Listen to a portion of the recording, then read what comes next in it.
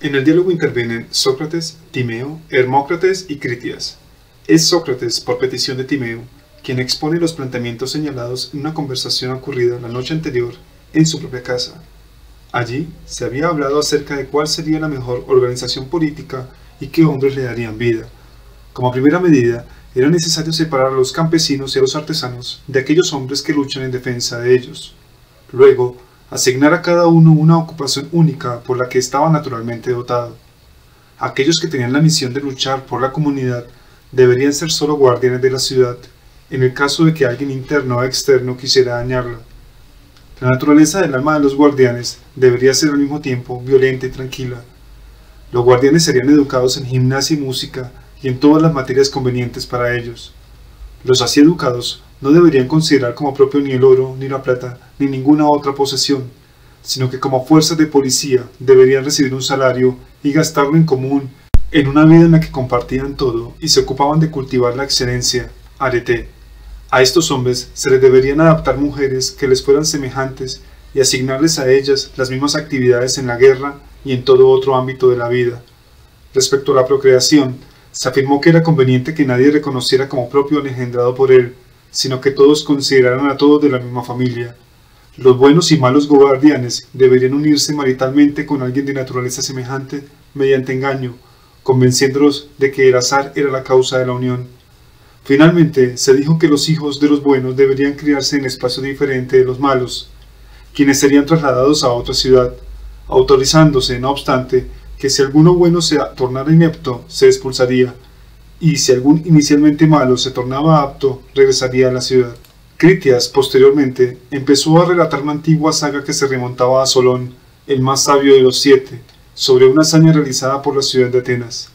Los atenienses se encontraban celebrando la apaturia, fiesta de los clanes jónicos. Los padres hicieron certámenes de recitación, se declamaron muchos poemas, algunos de Solón, poeta de moda en aquel entonces. Critias, el viejo, relató que varias décadas atrás Solón había estado en Egipto, donde había recibido muchos honores. En una conversación con los sacerdotes egipcios, Solón relató historias antiguas sobre Foroneo, del que se dice que es el primer hombre, de Níobe, de cómo Deucalión y Pirras sobrevivieron después del diluvio. Los sacerdotes egipcios consideraron esas historias poco impactantes. Ellos afirmaban que ha habido y tendrán lugar muchas destrucciones de hombres, las más grandes por fuego y agua. Faetón, el hijo del sol, narraban los sacerdotes egipcios, montó en el carro de su padre y por no ser capaz de marchar por el sendero paterno, quemó lo que estaba sobre la tierra y murió alcanzado por un rayo. Esto ocasionó que el número de habitantes de las montañas y lugares altos que muriera fuera mayor que el de quienes vivían cerca de los ríos. Pero cuando acaecen inundaciones, se salvan los habitantes de las montañas y mueren quienes habitan en los ríos. Antes de la destrucción ocasionada por el agua, continúan los sacerdotes hablándole a Solón. Los atenienses eran los mejores en la guerra y los más obedientes a las leyes, teniendo la mejor organización política jamás conocida. El sacerdote hizo un resumen de las leyes de hace 9000 años y de la hazaña más heroica que realizaron. En cuanto a las leyes, la casta de los sacerdotes estaba separada de las otras. Después venían los artesanos, realizando oficios individuales sin mezcla con otros, al igual que pastores, cazadores y agricultores. La diosa Atenea eligió el sitio adecuado para la fundación de la ciudad por la buena mezcla que se daba en ella de las estaciones, llevando a producir los hombres más prudentes. Sobre la hazaña, se contó que Atenas detuvo la marcha de un gran imperio que avanzaba desde el océano Atlántico, sobre toda Europa y Asia. En aquella época que se podía atravesar aquel océano, dado que había una isla delante de la desembocadura que llaman Columna de Heracles. Dicha isla era mayor que Libia y Asia juntas. En dicha isla, Atlántida, había surgido una confederación de reyes grande y maravillosa, que gobernaba sobre ella y muchas otras islas, así como partes de tierra firme, incluyendo Libia, occidente de África, e Italia occidental. Toda esta potencia intentó esclavizar a toda la región donde se ubica Atenas. Entonces surgió la fuerza de los griegos, corriendo los peligros más extremos y dominando a los atacantes. Después, producto de un terremoto y diluvio, toda esa clase guerrera desapareció bajo la tierra, junto con la isla Atlántida. A continuación procedió a hablar Timeo, especificando desde un inicio que pretendía aludir a la creación del mundo y a la naturaleza de los hombres. Después de invocar a los dioses, Timeo planteó la siguiente pregunta: ¿qué es lo que es siempre y no deviene, y qué lo que deviene continuamente pero nunca es? Lo inmutable puede ser comprendido mediante razonamiento. Al devenir le corresponde la opinión unida a la percepción sensible no racional. Es imposible que algo devenga sin una causa, y el mundo o cosmos es generado, pues es visible, tangible y tiene cuerpo. ¿Qué modelo contempló el hacedor del mundo? ¿El que es permanente o el generado? Sin duda, contempló el modelo eterno, pues este universo es el más bello de los seres generados. Hay dos enfoques del discurso. El concerniente al orden estable, firme y evidente es infalible. El referido a lo que se asemeja a lo inmutable, dado que es una imagen, es verosímil y con un carácter probable. El hacedor del mundo es bueno, y en lo bueno nunca hay mezquindad. Él quería que todo llegara a ser lo más semejante a él mismo. Por ello, tomó cuanto era visible que se movía sin reposo de manera caótica y desordenada, y lo condujo del desorden al orden. Al ensamblar el mundo, colocó la razón en el alma y el alma en el cuerpo para que su obra fuera la más bella y mejor por naturaleza. Así, este universo llegó a ser verdaderamente un viviente provisto de alma y razón. ¿A cuál de los seres vivientes lo asemejó el hacedor? El Dios quería asemejarlo al más bello y absolutamente perfecto de los seres inteligibles. El hacedor construyó el cuerpo de este mundo a partir del fuego y de la tierra. El tercer elemento es la proporción, que une los dos anteriores y logra que él mismo y lo vinculado alcancen la unidad. El Dios colocó agua y aire en medio del fuego y de la tierra y los puso, en la medida de lo posible, en la misma relación proporcional mutua. Después ató y compuso el universo tangible y visible. El hacedor conformó como un todo perfecto, constituido de la totalidad de todos los componentes, que no envejece ni enferma. Le dio además la figura adecuada, la esférica, con la misma distancia del centro a los extremos y alisando toda la superficie externa del universo. El demiurgo hizo el alma del universo primera en origen y virtud más antigua que el cuerpo. En medio del ser, Usía, indivisible, eterno e inmutable, y del divisible, que deviene en los cuerpos, mezcló una tercera clase de ser, de suerte que quedaron la naturaleza de lo mismo, la naturaleza de lo otro y el ser. Mientras el cuerpo del universo nació visible, el alma fue generada invisible, partícipe del razonamiento y de la armonía, creada la mejor de las criaturas por el mejor de los seres inteligibles eternos. Antes de que existiera el mundo, no existían los días, los meses ni los años. El era y el será son categorías temporales que imitan la naturaleza del mundo ideal, en el cual solo existe el es, ya que lo inmutable no envejece ni se torna joven con el tiempo. El tiempo, por tanto, nació con el universo, para que generados simultáneamente también desaparezcan a la vez, si en alguna ocasión tiene lugar una eventual disolución suya, y fue hecho según el modelo de la naturaleza eterna, para que este mundo tuviera la mayor similitud posible con el mundo ideal, pues el modelo posee el ser por toda la eternidad, mientras que éste es y será todo el tiempo completamente generado. El Sol, la Luna y las 5 estrellas denominadas planetas surgieron a la par con el tiempo. Por decisión divina, cada uno de estos cuerpos fue puesto en órbitas distintas. Primero la Luna, después el Sol, el que se dice que está consagrado al dios Hermes, en órbitas que giran a la misma velocidad que el Sol, pero con fuerza contraria a él. Unos recorren un círculo mayor y otros uno menor. Estos tienen revoluciones más rápidas, aquellos más lentas. Para que existiera una medida de rapidez y lentitud, se creó el Sol. El mes se produce cuando la Luna, después de recorrer toda su órbita, supera al Sol. El año cuando el Sol completa su revolución. Como este mundo no tenía en su interior aún animales, el demiurgo estampó una impresión en la naturaleza de la copia, generando 4 seres vivientes: el género celeste de los dioses, el alado y de los animales que surcan los aires, el género acuático, al que marcha sobre los pies, y los animales terrestres. Los dioses fueron generados del fuego para que fuera el género más bello y más luminoso para la vista, construyendo los circulares como el universo. Las estrellas fijas son seres divinos e inmortales que giran según lo mismo en el mismo punto y permanecen siempre. La tierra se convirtió en nodriza de los hombres y se convirtió en la más anciana de las divinidades del universo.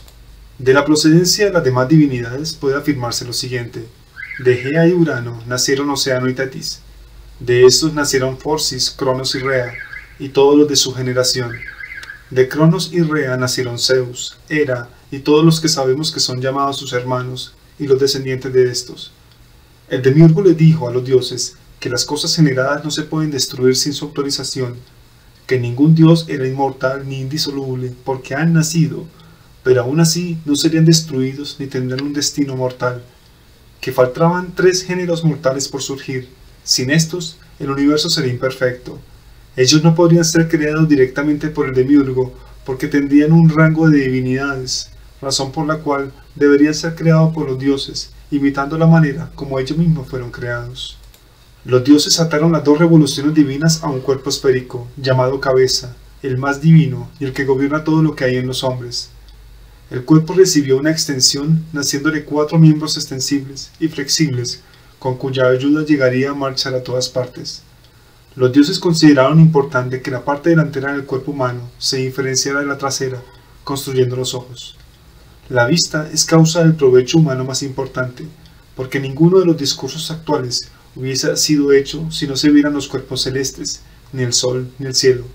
La visión del día, noche, equinoccio y lo demás dio lugar al número, a la noción del tiempo, a la investigación de la naturaleza del universo y a la filosofía. La voz y el oído fueron dados con la misma finalidad. La armonía fue otorgada por las musas, no como un placer irracional, sino como aliada para ordenar la revolución disarmónica de nuestra alma y acordarla consigo mismo. No obstante, el universo nació por la combinación de necesidad e inteligencia. Al principio la inteligencia sometió a la necesidad para la formación de todo, convenciéndola de ordenar la mayor parte del devenir de la mejor manera posible. Este punto ya ha sido presentado inicialmente en el diálogo. No obstante, queda por exponer el origen del universo desde el principio de causa errante, haciendo uso de un discurso probable, un universo formado a partir de la necesidad. El agua, cuando se solidifica, se convierte en piedras y tierra, cuando se disuelve se convierte en viento y aire. No obstante, cuando se percibe que algo se convierte permanentemente en otra cosa, no es posible utilizar términos como eso o esto, pues no tienen estabilidad. Solo se puede hacer uso de tales términos cuando permanecen estables en el ciclo de las mutaciones. Por lo anterior, es necesario diferenciar conceptualmente 3 géneros: lo que deviene, aquello en lo que deviene, y aquello a través de cuya imitación nace lo que deviene. En otras palabras, devenir, espacio y ser. El fuego, la tierra, el aire y el agua son cuerpos. Todo cuerpo tiene profundidad. Es necesario que la superficie rodee la profundidad. La superficie de una cara plana está compuesta de triángulos. Cada triángulo tiene un ángulo recto y 2 agudos. De la multiplicidad de los triángulos, uno es el más bello, aquel del que surge en tercer lugar el isósceles. La idea expresada aquí es que la generación de la figura del triángulo isósceles tiene 3 pasos: generación del triángulo escaleno correspondiente, su duplicación y la unión de los dos para conformar el triángulo isósceles. ¿De qué manera se formó la figura de cada uno de los elementos? La primera figura es de aquel cuyo elemento es el triángulo, que tiene una hipotenusa de una extensión del doble del lado menor. Cuando se unen 2 de estos por la hipotenusa, y eso sucede 3 veces, se genera un triángulo equilátero de 6. El segundo elemento se compone de los mismos triángulos cuando se unen 8 triángulos equiláteros, y se construye un ángulo sólido a partir de 4 ángulos planos. El tercer elemento nace de 106 elementos ensamblados y 12 ángulos sólidos, cada uno rodeado de 5 triángulos equiláteros planos, y con 20 triángulos equiláteros por base. El triángulo isósceles dio nacimiento al cuarto elemento, por composición de 4 triángulos y reunión de sus ángulos rectos en el centro para formar un cuadrilátero equilátero. La figura cúbica se asigna a la Tierra, es la menos móvil y la más maleable. La figura que se mueve con mayor dificultad corresponde al agua, más móvil corresponde al fuego, y la intermedia al aire. Cuando el fuego choca con la tierra y con su agudeza la disuelve, ésta se trasladaría, ya sea que se hubiera diluido en el mismo fuego o en una masa de aire o de agua, hasta que sus partes se reencontraran en algún lugar, se volvieran a unir unas con otras y se convirtieran en tierra, pues nunca pasarían a otra especie. Pero si el agua es partida por el fuego o también por el aire, es posible que surjan un cuerpo de fuego y 2 de aire. Cuando se disuelve una porción de aire, sus fragmentos darían lugar a 2 cuerpos de fuego. A la inversa, cuando el fuego rodeado por el aire o el agua o alguna tierra, poco entre muchos, se mueve entre sus portadores, lucha y vencido se quiebra. 2 cuerpos de fuego se combinan en una figura de aire, mas cuando el aire es vencido y fragmentado, de 2 partes y media se forjará una figura entera de agua. Desde esta perspectiva, ¿Cómo se produce en el cuerpo el dolor y el placer? Doloroso es el proceso que de manera súbita se produce en nosotros con violencia y contra la naturaleza. Placentero es el proceso que permite retornar a la situación natural. Después de discurrir sobre este tipo de causa necesaria, en tanto distinta de la causa divina e inteligente, Timeo propone retomar argumentos dados en fases previas del diálogo. Cuando el universo se encontraba en pleno desorden, el Dios introdujo en cada uno de sus componentes las proporciones necesarias para hacerlos armónicos y proporcionados como fuera posible. El Dios en persona se convierte en artífice de los seres divinos y manda a sus criaturas llevar a cabo el nacimiento de los mortales. Cuando los mortales recibieron un principio inmortal del alma, le tornearon un cuerpo mortal alrededor, cabeza, como vehículo de aire del tronco y las extremidades. En estos anidaron otra especie de alma, la mortal, con procesos terribles y necesarios. El placer, con incitación mayor al mal, los dolores, fugas de buenas acciones, la osadía y el temor, el apetito y la esperanza. Para no mancillar el género divino, los dioses separaban en el cuerpo lo mortal y lo inmortal por medio del cuello. El alma mortal tiene dos naturalezas, una mejor que la otra. La parte belicosa del alma que participa de la valentía y del coraje la ubicaron más cerca de la cabeza, entre el diafragma y el cuello, para que escuche la razón y coaccione la parte del alma mortal apetitiva. El corazón se convirtió en el centro de la parte volitiva. Como los dioses sabían que el fuego era la fermentación de los encolerizados, idearon el pulmón como ayuda, pues el aire otorga aliento y tranquilidad en el incendio. La peor parte del alma mortal habita en el hígado, entre el diafragma y el límite hacia el ombligo, ubicando allí la parte del alma que tiene apetito de comidas y bebidas. Esta tiene capacidad adivinatoria, no participa ni de la razón ni de la inteligencia. Hay una prueba de que Dios otorgó a la irracionalidad humana el arte adivinatorio, pues nadie entra en contacto con la adivinación en estado consciente, sino durante el sueño. Por ello, no es tarea del que cae en trance juzgar lo que se le apareció o él mismo se dijo. De hecho, la costumbre colocó por encima de las adivinas inspiradas al gremio de intérpretes como jueces. Esta parte del alma ubicada en el ombligo participa de la percepción placentera dolorosa acompañada de los apetitos, pues todo lo realiza por medio de la pasión, y cuando percibe algo de sí misma, su origen, por naturaleza, no le permite razonar, como razona el alma racional que gira sobre sí misma, rechaza el movimiento proveniente del exterior y utiliza el propio. Las enfermedades provienen del exceso o carencia contra la naturaleza y el cambio de región propia de alguno de los cuatro elementos: tierra, aire, agua y fuego. Cuando el administrador del aire, el pulmón, no tiene las salidas limpias, el aire unas veces no llega, otras veces entra más de lo conveniente. En un caso corrompe lo que no se refresca, en el otro violenta las venas y las retuerce. Todas las inflamaciones del cuerpo, llamadas así por quemarse e inflamarse, se producen por la bilis. El cuerpo que se enferma principalmente por un exceso de fuego tiene continuos calores y fiebres. El que lo hace por exceso de aire, fiebres cotidianas. El que lo hace por exceso de agua, fiebres tercianas, porque ésta es más roma que el aire y el fuego. El enfermo de un exceso de tierra, purgado en periodos de tiempo del cuádruple, tiene fiebres cuartanas que curan con dificultad. La demencia es una de las enfermedades del alma que son consecuencia del estado del cuerpo. Hay dos clases de demencia, la locura y la ignorancia. Para el alma, los dolores o placeres excesivos son las enfermedades mayores, pues el gozo o sufrimiento en exceso no permite hacer uso de la razón en este momento. El desenfreno sexual es una enfermedad del alma en parte porque una única sustancia se encuentra en estado de gran fluidez. Considerar que las personas son malas intencionalmente es una aseveración errónea. Nadie es malo voluntariamente, pues el malo lo es, o por un mal estado del cuerpo, o por una educación inadecuada. Hay que procurar huir del mal por medio de la virtud y de la práctica de las ciencias. Sobre el cuidado del cuerpo y del alma, Timeo expresa lo siguiente, bajo este principio: todo lo bueno es bello, y todo lo bello no es desmesurado, por ende, todo lo bello es proporcionado.